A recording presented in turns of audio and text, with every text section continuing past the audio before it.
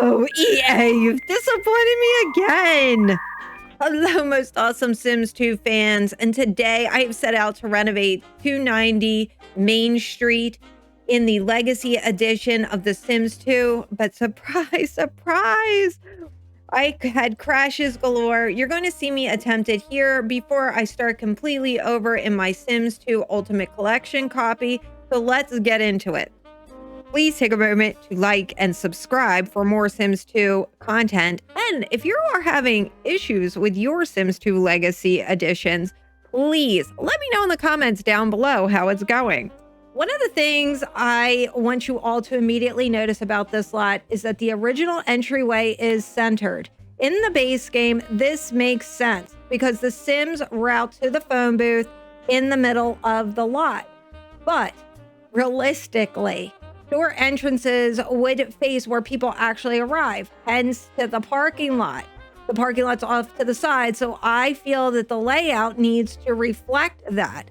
I don't want to remake the wheel here. I think it's cute. I love the nostalgia of the place, but since I want to reposition where you'd come in, you wouldn't pull into a parking lot and be facing the back of a store.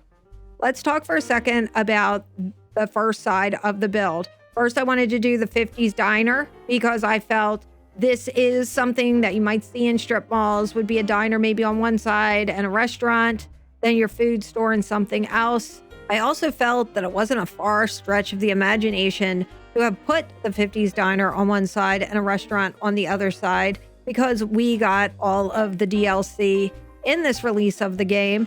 If the game had released with all of those items, this build would have been a little bit different. One of the things I want to bring everybody's attention to is you're going to see that I used red windows on the 50s diner. In the Ultimate Collection version of The Sims, there are all kinds of recolors of that red window. They are white, they are black. That even is the same situation in my disc version. When I came to do the bodega, the grocery store, I could not, there was no recolors. They were just red. I don't know if that is an oversight from the EA team, if something did not download properly in my Legacy edition. I'm just drawing attention to it for you guys so that you know if you're looking, there may be a problem there. So in this version of the build, you're going to see I just went with whatever black windows over here. There was also a large black window. They maybe are from the IKEA pack. I'm not sure. But when I go to my Ultimate Collection, you're going to see I was able to find them and use them on the grocer. But then when I go and do the Dave and Buster style build in my Ultimate Collection, I am able to use the recolors of that red window. So that's just something for you to keep in mind as you're using the Legacy. While this is definitely a weird quirk and a little bit frustrating, I was able to work around it. Not a big deal. Let me know if anybody else is having this problem. Maybe it's just a me thing. I'd like to know if it was an issue. Put it in the comments down below. For the shop itself, we're getting back to that. It worked out great because not only is it a full grocery store, kind of a grab and go, I was able to put the magazines, random items such as the games over there. Right in this particular store, I only put double magazine racks, but by the time I get to the second time around, which is actually the third time around because I tried to live stream this as well and had a lot of crashing, I am very, very proficient in what I want where. Here as we get over to the Dave and Buster's side, I want this more dark and dimly lit when disaster strikes again and the game crashes. And Sims 2 has no autosave, so that's why you heard me screaming, and I put that at the beginning of the game. After coming to grips with the fact that I lost all of my progress again, I restarted my Sims Ultimate Collection, which was nice because it let me compare both versions side by side. Interestingly enough, you will get to see by the time I go over to the arcade side that I have the recolors of those red windows. I used the black version on that side of the build, and so I wasn't crazy like I thought. And so that was nice. This part of the build is going to move a little tiny bit faster just because it's basically the same as the other building that you saw. I'm not changing a whole lot.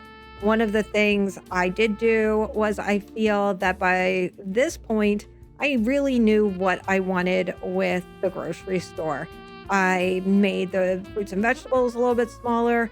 I stuck both the magazine rack and the gaming rack on either side of a door that I had going into the 50s diner, which I think worked out really well. And I did put some plants in front of the window. In one of my other builds that you didn't get to see because of the crash that I hadn't noticed, I lost footage. I had all these plants in front of the window and it looked beautiful. And that was just something I was hoping to be able to keep. I didn't want to have to expand the grocery store in order to get everything that I wanted, because I really do like the idea of keeping it small because I only use them so much. Creating something that works for my game is actually how I even got back into doing videos and streaming, was because I was doing so much renovation for my gameplay. My children felt that it should be something I put online. In fact, one of the things that you will hear me say in my other builds is I am the fire inspector. And you will notice that based on my Pleasantview fire safety code, all stores have to have a secondary exit door because of the amount of fires that I have in my neighborhood. And you will see that all of these buildings are up to the Pleasantview fire safety code. Anybody who knows me also knows that I like glowing red and glowing green lights. So I loved how the diner looked at night with the light glowing out of the side. Keep an eye for that. And then when I get over to the other side that I'm doing kind of an arcade bar restaurant sort of thing, I fill that with my favorite glowing green lights. I'm probably overusing too many of the colors in my builds, but I do love that. So as we get over to this side, I wanted it to stay an arcade, but I wanted it to be a classic lit, dimly lit, neon heavy vibe that you'd expect from an old school gaming center. I wanted it to feel kind of like a Dave and Buster's, but scaled down, more local hangout. I have a rustic bar, a restaurant area. I wanted it to be, why are my Sims coming here? Why are they going to stick around? Because a lot of times I don't visit this lot at all. So I wanted each area to be distinct, but I also wanted it to be one cohesive build. I am so happy to have gotten to be doing this side at this point. Anybody else feeling like Groundhog Day?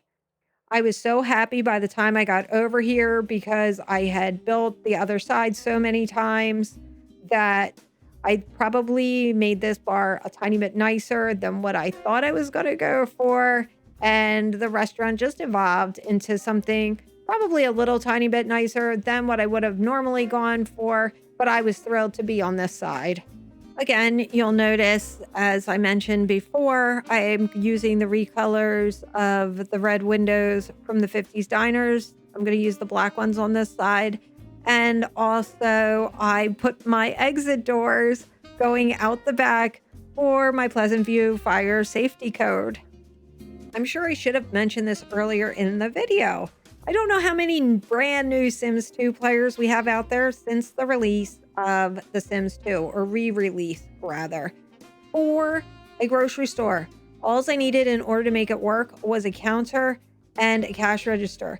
For my restaurant, all I needed was the big stove. It looks something like what your stove looks like in The Sims 2, and a host podium. It has a little phone and a book on it. That was it in order to get your restaurant to work. The bar, you just need a bar item in there and somebody will stand at that bar. Believe it or not, they can all run at the same time on a community lot and they'll work perfectly. As I mentioned before, I'm all about glowing lights. I think the green retro Alienware style lights look wonderful in this retro gaming bar restaurant. I loved that I used a dusty pink wallpaper and a gray floor. There are no windows in the bar restaurant side, just in where you come in for the host to seat you. I went to the other side then. I felt that our grocery store needed an awning. I also put little awnings over our diner. And I did have to mess around with the steps a little tiny bit because I didn't have the steps in front of the doors going into the diner. Then I had a lot of trouble with the roof. It was like, what do I want to do with the roof? Roofs are pretty difficult in The Sims 2. They're nothing like The Sims 4. And I thought just having a couple different roof pitches would really work for this place. It would just kind of keep it spiced up. I wanted to keep with the original stucco siding, but I did use a darker one with some trim. And then around the base of the place, I made it black. And I just think it made it stand out so much better. I have some favorite backlit signs. And again, they will be in the description down below because I'm always asked about them. And I love these signs. Of course, I love lights. These signs are wonderful. They are backlit and they always look wonderful. You can change them to have different things on them. So I had a grocery, I had an eatery, and then the one that's over the restaurant just has some words. I did have to go back then later and just change around them because they default to a purple back and I wanted them to have a black background. Also, I probably could have sunk them a little bit more into the roofs, but I kind of liked how they were sitting, even though as you turn around the building, you can see the backs of them. As I finally get down to the end here, you're going to see me throw some lighting down. I like these lights just because you can change the banners on them for the seasons. You're going to see me put a cheat in here that changes the community lot to a residential lot, and then later I'm going to change it back. But what this does is in my residential lot, I have cars saved and I can put them in as an object, just like you would a bush or something like that. And I was able to fill this parking lot with cars, and then I will turn it back to a community lot and it'll work just like a community lot and the cars will stay. And it's adorable. And I want to thank you very much for watching. I think this turned out adorable. You're going to see a pan through, but I love how that side entrance just looks divine. Thank you so much for watching. Happy simming and bye-bye.